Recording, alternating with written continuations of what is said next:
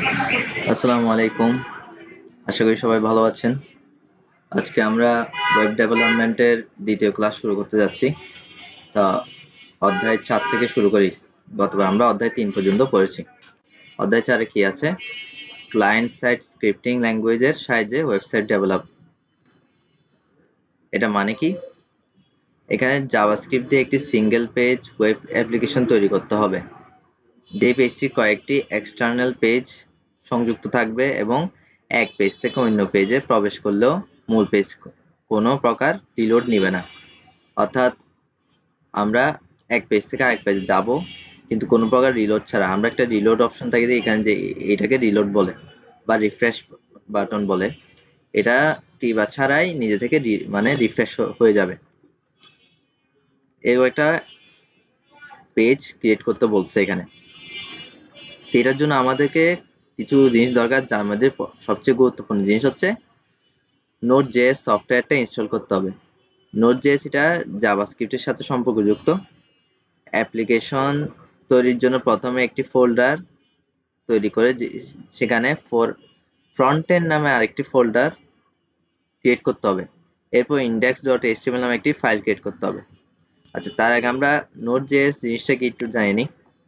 নোড.জেএস মানে হচ্ছে Node.js is a cross-platform open-source JavaScript runtime environment that can run on Windows, Linux, Unix, Mac ইত্যাদি। Node.js runs on the V8 JavaScript engine বিভিন্ন ইঞ্জিনে run করতে পারে। এখানে যদি একটা বলে, what is Node.js used for? Node.js কেন ব্যবহার করা হয়? Node.js is used to build backend service like APIs for web apps or mobile apps. It's utilized in production by large companies such as PayPal. বিভিন্ন বড় বড় কোম্পানিতেও Node.js use করে থাকে। এখন একটা বলছি এখানে, Node.js কি ব্যাকএন্ডে নাকি ফ্রন্ট এন্ডের জন্য? Node.js প্রাইমারিলি প্রধানত ব্যাকএন্ড টেকনোলজির জন্য ব্যবহার করা হয়। It can also be used in front-end development process. In fact, Node.js has gained popularity as a full-stack technology because of its versatility in handling both client-side and server-side. Full-stack সম্পর্কে গত ক্লাসে আমরা জানছিলাম যে ফ্রন্ট এন্ড এবং back end দুটো নিয়ে কাজ করে থাকে। তো এই জন্য Node.js টা খুবই কাজের জিনিস।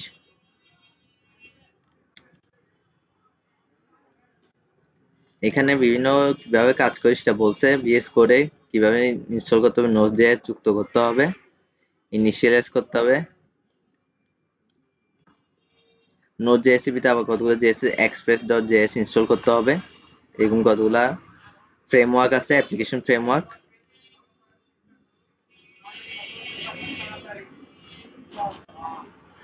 তারপর যে কাজটা আমাদের করতে বলছিল, কোনো প্রকার রিলোড ছাড়াই একটা ওয়েব পেজ ক্রিয়েট করা, এটার কোডগুলো এখানে দিয়ে দিয়েছে। এখানে আবার বলছে এবার স্ট্যাটিক এর মধ্যে ভিউস নামে একটি ফোল্ডার তৈরি করতে হবে। মূলত ভিউস ফোল্ডার থেকে আমাদের প্রয়োজনীয় কন্টেন্ট দেখতে হবে।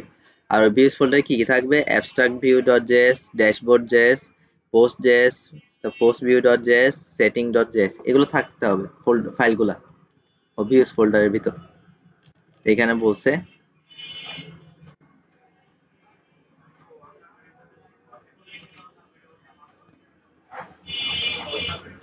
যখন সার্ভারটা রান করবে তখন এরকম দেখাবে, dashboard, post, setting, welcome back, ডোম, এখানে এগুলো লেখা থাকবে। যখন এটা রান করবে তখন এইভাবে দেখাবে।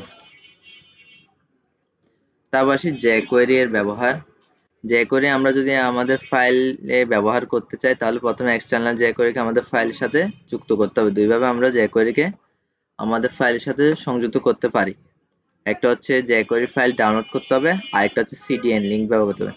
CDN লিংক হচ্ছে এরকম, ওই আমরা লিংক ব্যবহার করে ওই লিংকের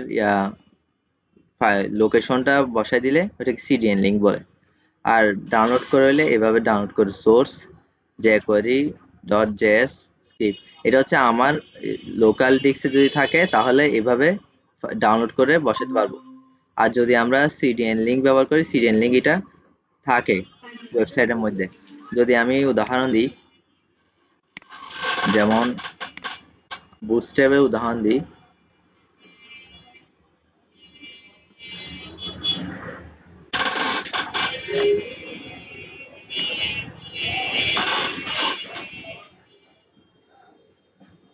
বুটস্ট্র্যাপে আসার পর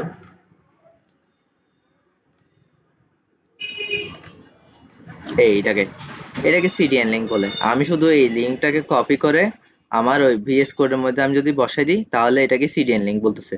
এটা এখানে দেওয়াই থাকে। আর যদি ডাউনলোড করতে চাই, ডাউনলোড করলে আমরা এখানে এই লিঙ্কটা নিউ ট্যাবে নিয়ে যাব। নিউ ট্যাবে যখন এখানে বসাবো,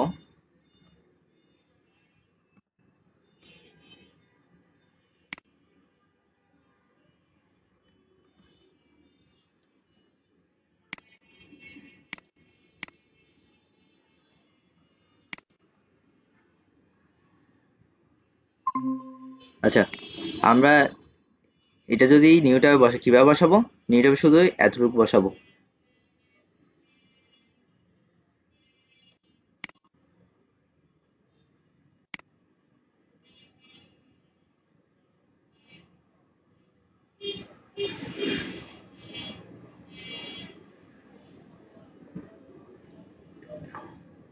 এই এতটুক এই লিঙ্কের ভিতর যতটুকু আছে, এইচআরইএফ এর ভিতর যতটুকু আছে অতটুকুটা আমরা কপি করব।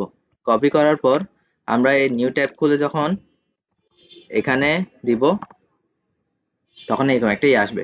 তো এটাই হচ্ছে ওই ফাইলটা যখন আমি এরকম এখানে সেভ এস দিব, সেভ এস দিলে এটা ডাউনলোড হয়ে যাবে। ডাউনলোড হয়ে গেলে আমরা এইভাবে প্রথমটার মতো এখানে সোর্সের ভিতর আমরা লোকেশন ওয়াইজ বসাতে পারবো।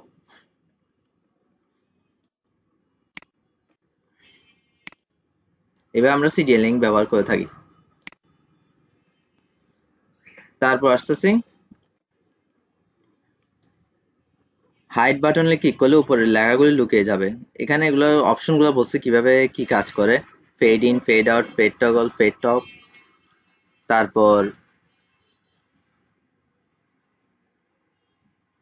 jQuery sliding method. jQuery sliding method হচ্ছে মানে আমরা কতগুলো স্লাইডিং করে দিই একটার পর একটা স্লাইড হয়ে চলতে থাকে ডান থেকে বাম দিকে, এগুলোকে স্লাইডিং মেথড বলে। এগুলা jQuery সাহায্যে করা হয়, নিজে থেকে অটো স্লাইড করা যেগুলা। তো এখন উপর থেকে নিচেও স্লাইড হয়, এই জন্য স্লাইড ডাউন হয়, আবার স্লাইড আপ আছে, স্লাইড টগলও আছে। এগুলো উদাহরণ দিছে। আমি যদি স্লাইডিং এর উদাহরণ দিই,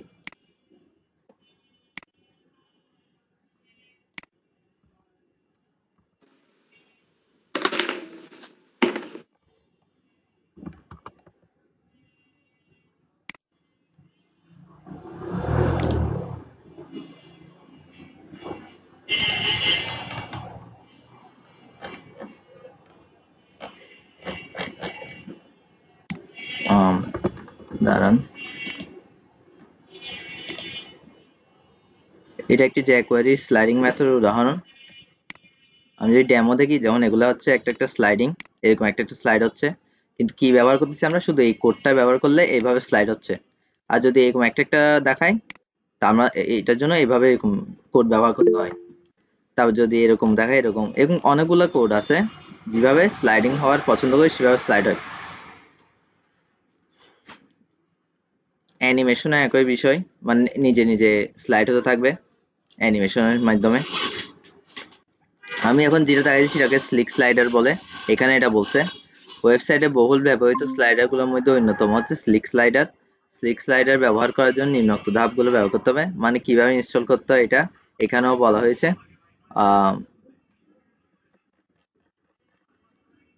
যদি বলি কিভাবে ডাউনলোড করতে হবে, এখানে বলে দিচ্ছে কিভাবে কাজ করবে। সিএসএস এর লিঙ্ক বসে দিতে হবে, জেএস এর লিঙ্ক বসে দিতে হবে। তারপর ইচ্ছা মতো আমরা ওই উপরে কোডগুলা ব্যবহার করতে পারবো।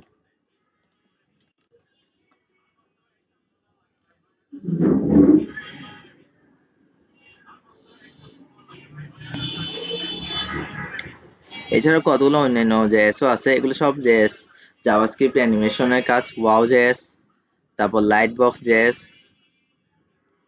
গ্যালারি তৈরি করা যায়, বিভিন্ন ধরনের ইমেজ গ্যালারি তৈরি করা যায় লাইট বক্স জেএস এর সাহায্যে। এটা একটা প্লাগইনের কাজ হচ্ছে আমাদেরকে বিল্ট ইন কোড করে দেওয়া থাকে, আমরা ওইটা শুধু লিঙ্ক বসাই, ওটার লিঙ্ক বসে তারপর কোডটা বসালে ওটা কাজটা করে দেয়। এটা হচ্ছে প্লাগইনের কাজ। তবে এখানে বলছে ওয়েবসাইট যাচাইকরণ ক্লায়েন্টের স্পেসিফিকেশন দ্বারা প্রদত্ত পরীক্ষার মানদণ্ড পর্যালোচনা করা হয়। পরীক্ষার মানদণ্ডের উপর ভিত্তি করে টেস্ট কেস তৈরি করা হয়। তা ওয়েবসাইটের উপযুক্ততা সম্পর্কে কাজ থেকে প্রতিক্রিয়া নেওয়া হয় এবং চূড়ান্ত মূল্যায়ন করা হয়। এটা মৌখিক পরীক্ষা প্রশ্ন উত্তর আসলে কি আসবে? ক্লায়েন্ট সাইড স্ক্রিপ্টিং ল্যাঙ্গুয়েজ কি? ক্লায়েন্ট সাইড স্ক্রিপ্টিং ল্যাঙ্গুয়েজ হলো এমন একটি ল্যাঙ্গুয়েজ যখন কোনো ব্যক্তি ওয়েব ব্রাউজার করবে তখন তার ব্রাউজার সার্ভারের সংযোগ ছাড়াই স্ক্রিপ্টগুলোকে রান বা এক্সিকিউট করবে। ক্লায়েন্ট বলতে আমাদেরকে বোঝাচ্ছে, আমরা হচ্ছে ক্লায়েন্ট, আমাদের সাইট দিয়ে স্ক্রিপ্টিং ল্যাঙ্গুয়েজগুলো ক্রিয়েট করে। তবে কয়েকটি ক্লায়েন্ট সাইড স্ক্রিপ্টিং ল্যাঙ্গুয়েজের নাম লেখো। ক্লায়েন্ট সাইড স্ক্রিপ্টিং ল্যাঙ্গুয়েজ কি কি? জাভাস্ক্রিপ্ট, ভিবি স্ক্রিপ্ট, আরো কয়েকটা আছে। তারপর কোন ল্যাঙ্গুয়েজকে ওয়েবের মাতৃভাষা বলা হয়? জাভাস্ক্রিপ্টকে ওয়েবের মাতৃভাষা বলা হয়। তারপর অ্যালার্ট বক্স কেন ব্যবহার করা হয়? ইউজারকে কোনো বিষয়ে সতর্ক করার জন্য অ্যালার্ট বক্স ব্যবহার করা হয়। তারপর জাভাস্ক্রিপ্টের গুরুত্বপূর্ণ দুটি বৈশিষ্ট্য লেখো। গুরুত্বপূর্ণ দুটি বৈশিষ্ট্য কি কি? জাভাস্ক্রিপ্ট HTML কন্টেন্টকে পরিবর্তন করতে পারে। জাভাস্ক্রিপ্ট HTML স্টাইল অর্থাৎ CSS কেও পরিবর্তন করতে পারে। এই জন্য জাভাস্ক্রিপ্টকে ওয়েবের মাতৃভাষা বলা হয়, কারণ HTML CSS এর উপরে জাভাস্ক্রিপ্টের হাত আছে।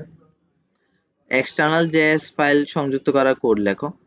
এক্সটার্নাল JS ফাইলগুলো সংযুক্ত করার কোড হচ্ছে স্ক্রিপ্ট। তারপর আমরা কোনো JS ফাইল ব্যবহার করলে আমরা স্ক্রিপ্ট ট্যাগ ইউজ করবো, এগুলোকে ট্যাগ বলে। আগে ক্লাসে বলছিলাম HTML ট্যাগ। স্ক্রিপ্ট ট্যাগটার কাজ হচ্ছে এই জাভাস্ক্রিপ্ট ফাইলগুলা সংযুক্ত করা। এখানে src মানে সোর্স ইকুয়াল টু main.js। এখন main.js এটা একটা হচ্ছে JS ফাইলের নাম রাখছে। JS ফাইল যে কোনো নাম থাকতে পারে। আমি যদি বলি এখানে click.js থাকলে slider.js থাকলে তাহলে slider.js হবে। তাহলে slider.js এটা হচ্ছে এক্সটেনশন ব্যবহার করে। HTML এর .html হতো যে জাভাস্ক্রিপ্ট এর জন্য JS। তারপর jQuery এর সিনট্যাক্স লেখো। jQuery এর সিনট্যাক্স হচ্ছে এরকম, $সাইন দিই, ফার্স্ট ব্র্যাকেটের ভিতর selector dot action first bracket, তারপর সেমিকোলন, শেষ। কোন ল্যাঙ্গুয়েজকে ফাংশনাল ল্যাঙ্গুয়েজ বলা হয় এবং কেন? জাভাস্ক্রিপ্টকে ফাংশনাল প্রোগ্রামিং ল্যাঙ্গুয়েজ বলা হয় কেননা এখানে সবকিছুর ফাংশন দিয়ে কল্পনা করা হয়। jQuery শো হাইড মেথডের কাজ লেখো। jQuery হাইড এবং শো এর ফাংশনের মাধ্যমে কোনো HTML এলিমেন্টকে লুকানো বা দেখানো যায়। হাইড মানে কোনো HTML এলিমেন্টকে আমি লুকাতে পারবো, আর শো হলে দেখাতে পারবো, যেন কোনো ক্লায়েন্ট মানে কোনো ইউজার যেন এটা দেখতে না পারে। এই জন্য এটাকে হাইডের মাধ্যমে আমি লুকাতে পারবো। কল ব্যাক ফাংশনের কাজ কি? jQuery line by line code execute হয়। ফলে যখন আমরা কোনো ইফেক্ট বা অ্যানিমেশন কাজ করব তখন একটি কাজ সম্পন্ন হওয়ার পূর্বে পরের লাইনে কাজ শুরু হবে। এই জন্য এরর দেখা যাবে। এই অনাকাঙ্ক্ষিত এরর বা সমস্যা থেকে মুক্তি পাওয়ার জন্য কল ব্যাক মেথড ব্যবহার করা হয়। এটি বিভিন্ন ফাংশনের সাথে ব্যবহার করা হয়। তারপর অধ্যায় 5 আসি আমরা। CMS ব্যবহার করে ডাইনামিক ওয়েবসাইট তৈরি। CMS এর অর্থ কি? কন্টেন্ট ম্যানেজমেন্ট সিস্টেম হলো একটি ওয়েব অ্যাপ্লিকেশন সফটওয়্যার বা সংশ্লিষ্ট প্রোগ্রাম সমূহের একটি সেট যা ওয়েবসাইট তৈরি এবং পরিচালনা করতে ব্যবহৃত হয়। এটি সাধারণত ব্যবহারকারী বান্ধব ইন্টারফেসের মাধ্যমে কন্টেন্ট তৈরি, সম্পাদনা, প্রকাশ এবং সংরক্ষণ করতে ব্যবহার করা হয়। CMS এর সাহায্যে ওয়েবসাইট তৈরির জন্য সাধারণত কোনো প্রোগ্রামিং জ্ঞানের প্রয়োজন হয় না। CMS সাধারণত দুটি প্রধান অংশ নিয়ে গঠিত: কন্টেন্ট ম্যানেজমেন্ট ইন্টারফেস অর্থাৎ CMI। এটি ব্যবহারকারীদের কন্টেন্ট তৈরি, সম্পাদনা, প্রকাশ এবং সংরক্ষণ করার অনুমতি দেয়। এটি সাধারণত একটি ওয়েব ভিত্তিক ইন্টারফেস, যার মানে এটি যে কোনো ওয়েব ব্রাউজার থেকে অ্যাক্সেস করা যেতে পারে। কন্টেন্ট রিপোজিটরি, এটি কন্টেন্ট সংরক্ষণ করে। এটি একটি ডাটাবেস, ফাইল সিস্টেম বা উভয় সংমিশ্রণ হতে পারে। এখন আমরা যদি CMS এর সুবিধাগুলো কি কি বলি তাহলে কি হবে? কন্টেন্ট সহজে তৈরি সম্পাদনা করতে পারে, ওয়েবসাইট আপডেট রাখা সহজ, তারপর SEO বান্ধব। SEO মানে কি? SEO অনেক CMS এ SEO বান্ধব বৈশিষ্ট্য রয়েছে যা ওয়েবসাইটের সার্চ ইঞ্জিন র্যাঙ্কিং উন্নত করতে সাহায্য করে। এখন SEO শব্দ অর্থ কি আমরা যদি জানি, SEO শব্দ অর্থ হচ্ছে search engine optimisation, search engine optimisation. মানে কোনো কিছু আমরা যদি খুঁজতে চাই, আমরা সার্চ ইঞ্জিন ব্যবহার করি না, এইটাকে এসইও ফ্রেন্ডলি বলতেছে, এসইও বান্ধব। তারপর সিএমএস এর কিছু জনপ্রিয় উদাহরণ, সিএমএস এর কিছু জনপ্রিয় উদাহরণের মধ্যে আছে ওয়ার্ডপ্রেস, সবচেয়ে জনপ্রিয় সিএমএস, ব্লগ এবং ওয়েবসাইট তৈরির জন্য খুবই দুর্দান্ত, মানে ব্যবহৃত হয়। জুমলা আছে, এটি শক্তিশালী এবং বহুমুখী। ড্রুপাল, এটি নিরাপদ এবং কাস্টমাইজেবল সিএমএস, জটিল ওয়েবসাইট তৈরির জন্য দুর্দান্ত। উইক্স, এটি ক্লাউড ভিত্তিক সিএমএস, কোনো কোডিং ছাড়াই দ্রুত এবং সহজে ওয়েবসাইট তৈরি করার অনুমতি দেয়। আর শপিফাই, এটি কি, এটি একটি ই কমার্স কেন্দ্রিক সিএমএস যা অনলাইন দোকান তৈরি করার জন্য ব্যবহৃত হয়। এখানে ওয়ার্ডপ্রেস নিয়ে কথা বলা হয়েছে, মানে ওয়ার্ডপ্রেস নিয়ে যা বলছে এখানে, ওয়ার্ডপ্রেস কয়েকটি কথা বলছে, এটি সহজ, কোডিং জানা ছাড়াই ওয়েবসাইট তৈরি করা সম্ভব ওয়ার্ডপ্রেসে। যারা কোডিং জানে না তারা ওয়ার্ডপ্রেস ব্যবহার করে। ড্র্যাগ এন্ড ড্রপ ইন্টারফেস এবং প্রচুর থিম ও প্লাগইন রয়েছে যা এই কাজকে আরো সহজ। আমি বলছি আমরা প্লাগইন অর্থ হচ্ছে অলরেডি কোড করা থাকে, আমরা কিছু শব্দ ব্যবহার করলেই ওইটার কাজ করে দেয়, এই জন্য এখানে প্লাগইন ব্যবহার করা হয়েছে। কাস্টমাইজেবল, ইচ্ছামতো পরিবর্তন করতে পারি। ব্যবহারকারী বান্ধব, ইউজার ফ্রেন্ডলি। শক্তিশালী, বিনামূল্য, এটা ফ্রিতে ব্যবহার করা যায়।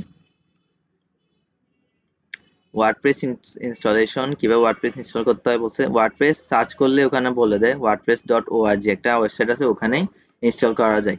এখানে ডাউনলোড বাটন থাকবে, ডাউনলোডে আপনার উইন্ডোজ অনুযায়ী ইনস্টল করে। জ্যাম্প এক ধরনের ওয়ার্ডপ্রেস, ওয়ার্ডপ্রেস হচ্ছে ডাটাবেস ব্যবহার করা, মানে জ্যাম্পও সেই কাজে করে থাকে, কিন্তু জ্যাম্পের মধ্যে আমাদেরকে কোড লিখতে হয়, কিন্তু ওয়ার্ডপ্রেসে লিখতে হয় না, এই জন্য।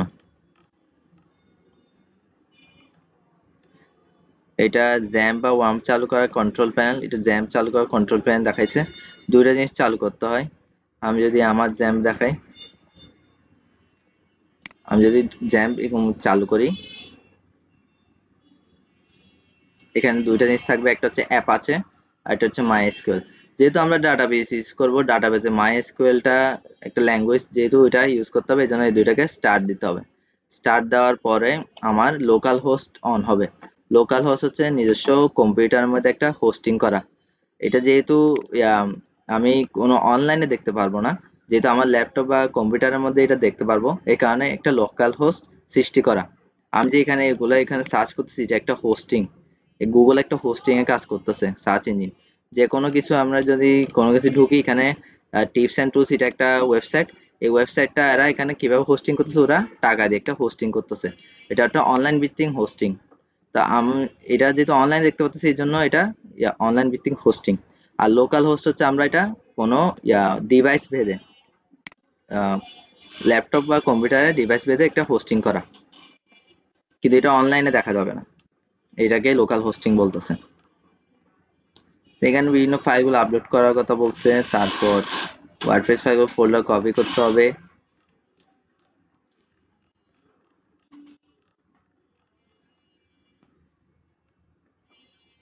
তারপর অনলাইন সার্ভারে ওয়ার্ডপ্রেস সেটআপ করে দিতে। এখন আমরা যদি অনলাইনে করতে চাই, তাহলে কিভাবে করতে হবে, ডোমেইন নেম দিতে হবে আর হোস্টিং করতে হবে, যেটা আমি বলছি। ডোমেইন নেম হচ্ছে এটি আমাদের ওয়েবসাইটের ঠিকানা, যেমন example.com। এক্সাম্পল, এটা হচ্ছে ডোমেইন নেম। যে কোনো ডোমেইন নেম রেজিস্ট্রার থেকে একটি ডোমেইন নাম কিনা যাবে। হোস্টিং, এটি ওয়ার্ডপ্রেস ফাইল এবং ডাটাবেস সংরক্ষণ করার জায়গা। যে কোনো হোস্টিং প্রদানকারী থেকে একটি হোস্টিং প্ল্যান কিনা যাবে। এই দুইটা করলে আমরা অনলাইনে ওই ওয়েবসাইটটা দেখতে পারবো।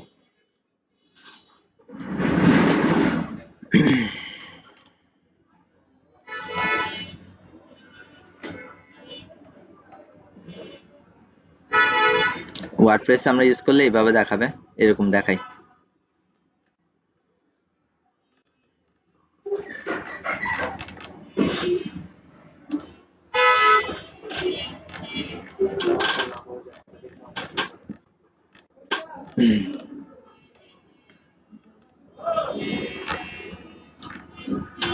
এখানে HTML ফাইল এবং CSS ফাইলগুলো দিয়েছে, একটু আগে যে ছবিটা দেখছি এটা আনার জন্য। তারপর আমরা যদি ডাটাবেজের কোনো কিছু কাজ করতে চাই বিএস করে, তখন আমরা PHP ব্যবহার করব। পিএইচপি মানে কি? পিএইচপি এটা একটা language. PHP is a general purpose scripting language generated towards web development. It was originally created by Danish Canadian programmer Rasmus Ford. PHP কেন ইউজ করা হয়? PHP is an open source server-side programming language that can be used to create websites, applications, customer relationship management system, and more. It is widely used general purpose language that can be embedded into HTML. HTML মধ্যে PHP use করা যায়। PHP পূর্ণরূপ কি? PHP পূর্ণরূপ হচ্ছে Hypertext Preprocessor।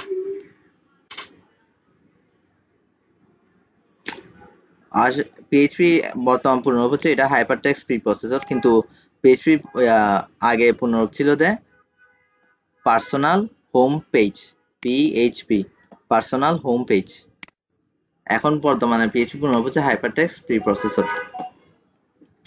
PHP সাহায্যে আমরা ডাটাবেজে কাজ করে থাকি, ব্যাকএন্ডে কাজ করে থাকি। তারপর যদি এখন মৌখিক পরীক্ষায় আসে, ওয়ার্ডপ্রেস কি, এটি কিভাবে কাজ করে? ওয়ার্ডপ্রেস হলো একটি open source content management system বা সিএমএস। এটি HTML, CSS এবং PHP দিয়ে তৈরি। ওয়ার্ডপ্রেস একটি থিম ভিত্তিক সিস্টেম, যার মানে আমরা ওয়েবসাইটের চেহারা এবং অনুভূতি পরিবর্তন করতে বিভিন্ন থিম ব্যবহার করতে পারবো। ওয়ার্ডপ্রেস একটি সার্ভারে হোস্ট করা হয়। যখন কেউ আমাদের ওয়েবসাইটে URL টাইপ করে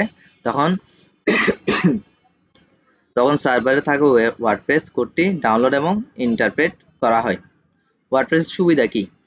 ওয়ার্ডপ্রেসের কিছু সুবিধা আছে যেগুলো বলছিলাম তখন। সহজে ব্যবহার করা যায়, তারপর দ্রুত উন্নয়ন, তারপর সুরক্ষা। ওয়ার্ডপ্রেস একটি নিরাপদ সিএমএস, এটি অনেক নিরাপত্তা বৈশিষ্ট্য অফার করে। সম্প্রদায়, ওয়ার্ডপ্রেস একটি বড় ও সক্রিয় সম্প্রদায় রয়েছে, এটি আমাদেরকে সহায়তা এবং তথ্য পেতে সাহায্য করে। ওয়ার্ডপ্রেসের মৌলিক ফাইলগুলো কি কি? মৌলিক ফাইলগুলো হচ্ছে WP মানে ওয়ার্ডপ্রেস, WP configuration.php, এই ফাইলটি ওয়ার্ডপ্রেসের সেটিংস সংরক্ষণ করে। তারপর index.php, এই ফাইলটি ওয়ার্ডপ্রেসের হোম পৃষ্ঠা, মানে যেহেতু ব্যাকএন্ডের কাজ করতেছে এটাই হচ্ছে হোম পেজ ওয়ার্ডপ্রেসের, index.php যেটা। তারপর WP login PHP, এই ফাইলটি ব্যবহারকারী লগ ইন করতে ব্যবহার করে, মানে যারা লগ ইন করবে তারা এই পেজের সাহায্যে করতে পারবে, এই পেজটার সাহায্যে আমরা লগ ইন করতে পারবো। WP admin মানে অ্যাডমিনিস্ট্রেটর, এই ফোল্ডার ওয়ার্ডপ্রেসের প্রধান প্যানেল রয়েছে, প্রশাসন প্যানেল রয়েছে। যে আমি ওই ডাটাবেস প্রশাসন বলছিলাম, অ্যাডমিনিস্ট্রেটর যে সে, মানে যে পুরা ওয়েবসাইটকে চালায়, যে প্রধান, এটা হচ্ছে WP অ্যাডমিন। ওয়ার্ডপ্রেসের থিম কি? ওয়ার্ডপ্রেসের থিম হলো একটি প্যাকেজ যা ওয়েবসাইটের চেহারা এবং অনুভূতি পরিবর্তন করতে ব্যবহৃত হয়। থিমগুলো HTML, CSS এবং PHP দিয়ে তৈরি। ওয়ার্ডপ্রেসের প্লাগইন কি? ওয়ার্ডপ্রেসের প্লাগইন হলো একটি প্যাকেজ যা ওয়ার্ডপ্রেসের সাথে অতিরিক্ত বৈশিষ্ট্য বা কার্যকারিতা যোগ করতে ব্যবহৃত হয়। প্লাগইনগুলো PHP, জাভাস্ক্রিপ্ট এবং CSS দিয়ে তৈরি। ওয়ার্ডপ্রেসের রাউটিং কি? ওয়ার্ডপ্রেসের রাউটিং ব্যবহার করে ওয়েবসাইটের বিভিন্ন পৃষ্ঠায় নেভিগেট করা হয়।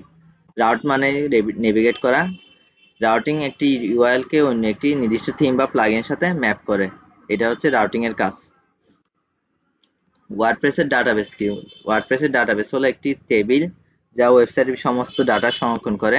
ওয়ার্ডপ্রেসের MySQL ডাটাবেস ব্যবহার করে। ওয়ার্ডপ্রেস MySQL ডাটাবেস ব্যবহার করে। আমি যদি জ্যাম্পের কথা বলি,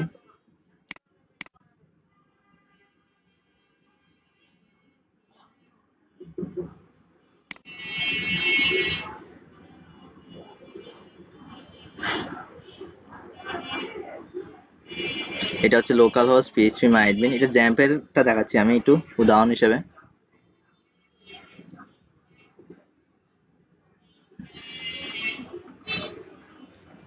একটু সময় লাগে।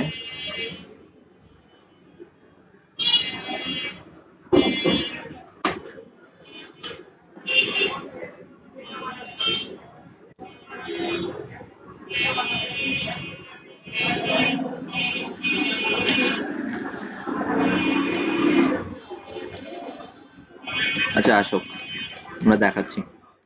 এরপর অধ্যায় 6 আসে কি? ওয়েবসাইটকে কাজ উপযোগী করা। ওয়েবসাইটকে কার্যোপযোগী করা বলতে কি বোঝাচ্ছে? গিট বলতে আমরা একটা ভার্সন কন্ট্রোল সিস্টেম বুঝি। বাংলা ভাষায় একে ফাইল সংস্করণ পরিবর্তন ট্র্যাকার বলা যেতে পারে। এই গিটের কথা বলা হয়েছে। এটি আমাদেরকে ফাইলগুলো পরিবর্তনের ইতিহাস ট্র্যাক করতে এবং পুরনো সংস্করণে ফিরে যেতে সাহায্য করে। একটা প্রজেক্টে যেমন যে কোনো ওয়েবসাইট বা অ্যাপ্লিকেশন করার সময় অনেক ফাইল পরিবর্তন হয়।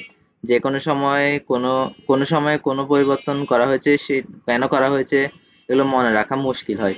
এই কারণে আমরা গিট ব্যবহার করে থাকি। আচ্ছা, এটা আছে, এই তো আছে। এটা হচ্ছে একটা জ্যাম্পের ডাটাবেস সিস্টেম।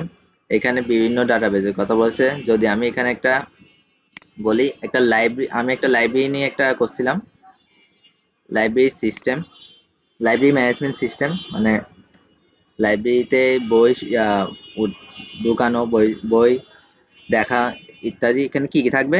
এগুলো হচ্ছে একটা table, admin, author, books, categories, issued book, user, এরকম থাকবে। এগুলো হচ্ছে ডাটা টেবল। অ্যাডমিন তো একজনে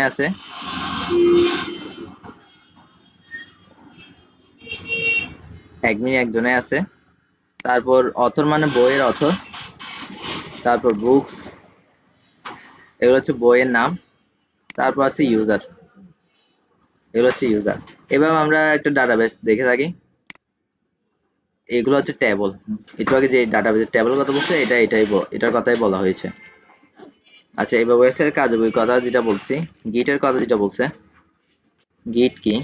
জিআইটি, গিট। এই গিটের কথা বলছি। গিট হচ্ছে আমাদের কোনো ওয়েবসাইটকে কিভাবে সুন্দর করে মনে রাখা যায়, মানে একটা কৌশল, মানে করে রাখা, যেটা বলছে এখানে। আমি যদি কোনো ওয়েবসাইটে কোনো ভিতরে কোনো কিছু চেঞ্জ করে থাকি, তখন গিট আমাদেরকে বলে কি চেঞ্জ করছি, সেটা ওরা সংরক্ষণ করে রাখে। এখানে কি বলছে? হোয়াট ইজ গিট used for? Git is a DevOps tool used for source code management.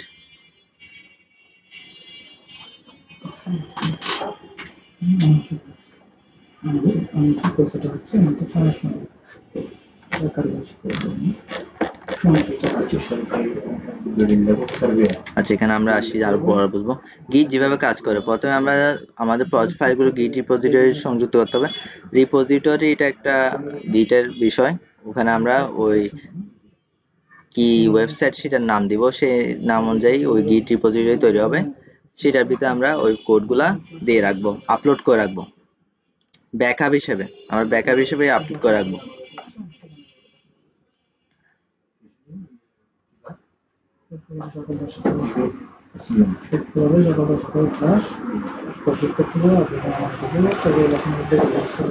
আমি গিটের কথা যেটা বলছিলাম, গিট হাব একটা বিষয় আছে।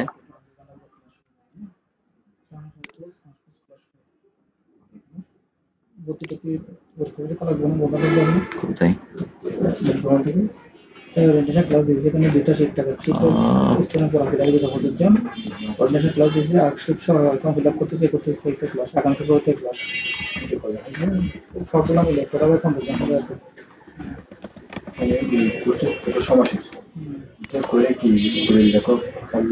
একটা কোর্স আপনি দলিল লেখক হতে পারবেন না। দলিল লেখক হতে হলে ডাক্তার হলে আরো 4 বছর করতে হবে, ইন্টার্নি করতে হবে।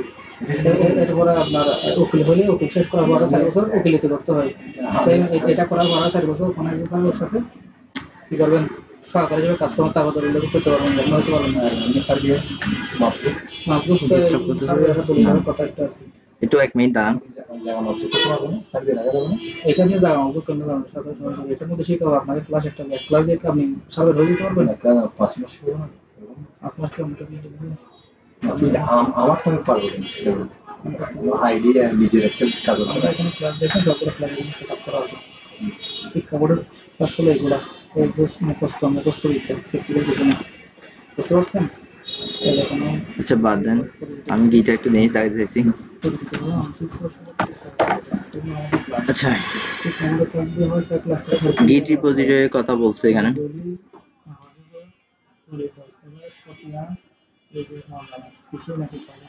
একটু আগে আমি যে গিট হাবে গেছি, এটা হচ্ছে গিট হাব।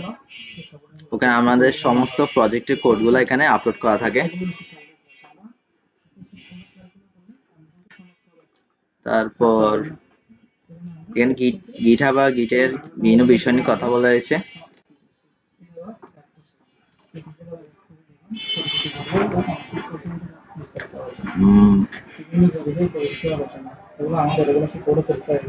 গিটের ব্রাঞ্চ এবং মার্জ। গিট ব্রাঞ্চ এবং মার্জ হলো গিটের দুটি গুরুত্বপূর্ণ বৈশিষ্ট্য।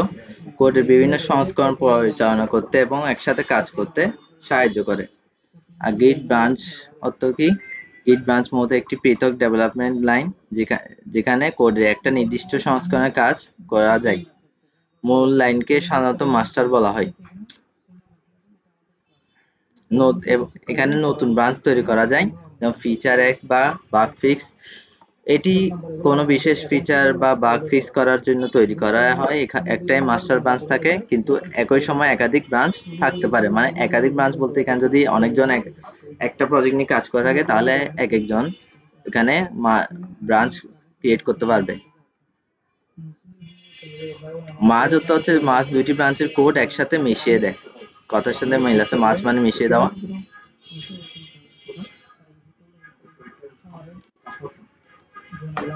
গিট ক্লোন করা। ক্লোন হলো কোনো গিটের রিপোজিটরি একটি স্থানীয় কপি তৈরি করা, যাতে আমরা নিজের কম্পিউটারের কোড উপর কাজ করতে পারি। মানে অলরেডি কোডটা ক্রিয়েট করা আছে, আমি এটাকে ক্লোন করব। ক্লোন কিভাবে করব? আমরা কোডে যাব, কোডে যাই, এখানে একটা লিংক আছে, ওই লিংকটা যে আমি কপি করলেই হয়ে যাবে। হয়ে যাওয়ার পর আমরা কি করব? এখানে গিট ব্যাশ একটা আছে, গিট ব্যাশ শেয়ার। গিট ইনস্টল করলে এরকম থাকে।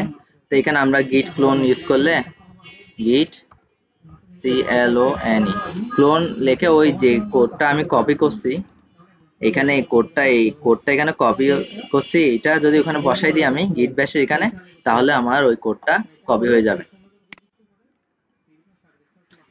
গিট ফর্ক এবং ক্লোনের মধ্যে পার্থক্য কি? ফর্ক মূলত রিপোজিটরির একটি আলাদা শাখা তৈরি করে, যেখানে আমরা নিজের মতো পরিবর্তন করতে পারি। ক্লোন কোনো রিপোজিটরির স্থানীয় কপি তৈরি করে, যা মতো রিপোজিটরির সাথে সংযুক্ত থাকে। ফর্ক সাধারণত অন্যের প্রকল্পে অবদান রাখার জন্য ব্যবহার করা হয়। ক্লোন নিজের কম্পিউটারের কোডের উপর কাজ করার জন্য ব্যবহার করা হয়। মৌখিক পরীক্ষায় আসলে কি আসতে পারে? ওয়েবসাইট ডেপ্লয় কি?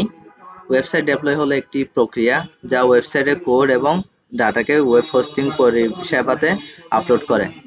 ওয়েবসাইট ডেপ্লয় কেন গুরুত্বপূর্ণ? ওয়েবসাইট ডেপ্লয় গুরুত্বপূর্ণ কারণ এটি ওয়েবসাইটের সর্বশেষ পরিবর্তনগুলো দর্শকদের কাছে উপলব্ধ করে। ওয়েবসাইট ডেপ্লয় বিভিন্ন পদ্ধতি কি কি? ওয়েবসাইট ডেপ্লয় বিভিন্ন পদ্ধতি হচ্ছে সাধারণ FTP।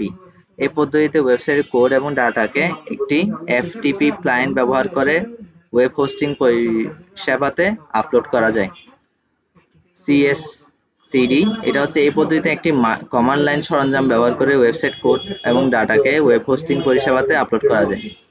ATMS এই পদ্ধতিতে একটি অটোমেশন টুল ব্যবহার করে ওয়েবসাইটের কোড এবং ডাটাকে ওয়েব হোস্টিং পরিষেবাতে আপলোড করা যায়।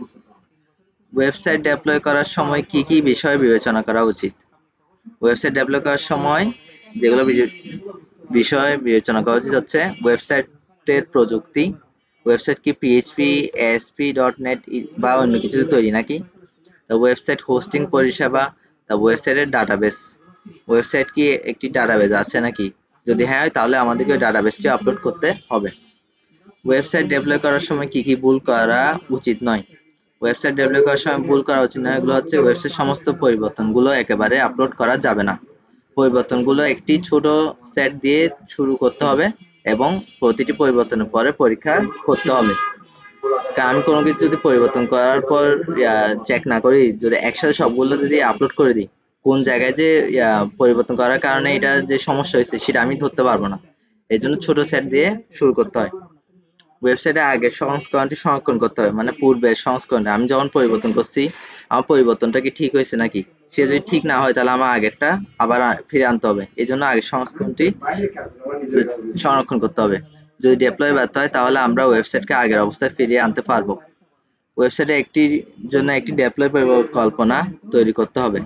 এটি আমাদের ডেপ্লয় প্রক্রিয়াকে আরো সুষ্ঠু এবং দক্ষতাভাবে দক্ষভাবে পরিচালনা করতে সাহায্য করবে। গিট কি? গিট হলো একটি ভার্চুয়াল কন্ট্রোল সিস্টেম যা কোড এবং অন্যান্য ফাইলগুলো সংস্করণ এবং ট্র্যাকিং এর জন্য ব্যবহৃত হয়। গিট একটি ডাটাবেস বা ফাইলগুলোর পরিবর্তন সংরক্ষণ করে।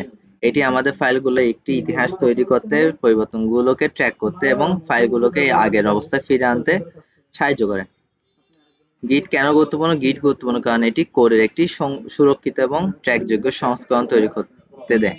এটি কোডের পরিবর্তনগুলোকে পরীক্ষা করার এবং ত্রুটিগুলো শনাক্ত করার জন্য একটি দৃঢ় ভিত্তি প্রদান করে।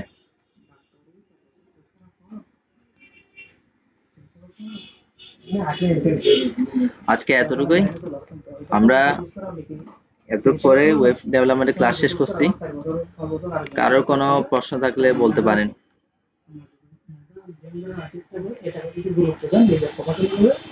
তাহলে আপনি সমস্যা ধরে বলতে পারেন। আর যদি মনে করেন যে আমার এদিকে চাকরি আছে, আমি এদিকে কাজ করতে বন্ধ যাবো, তখন প্রয়োজন ওনার নাকি আপনার প্রয়োজন আপনার মনে করেন, তাহলে কাজটা শিখে আপনি একটা প্রফেশন হিসেবে নিতে পারবেন, নিজেরটা রক্ষা করতে পারবেন, আর বোনেরটাও নাল চালাতে পারবেন। আর যদি মনে কারোর করেন কি কোনো আমার সমস্যা আছে? আসতে যাবো না, চলতে যাবো না, আমাকে ডাকবে ডাকবে না, তাহলে আপনি কিন্তু বোধ হবে হবে না। সেম ডাক্তারি করে আপনি ডিএস পাস করেন, 20-30 লাখ টাকা খরচ করেন। আজকে আমরা ওয়েব ডেভেলপমেন্টের ক্লাস শেষ করছি।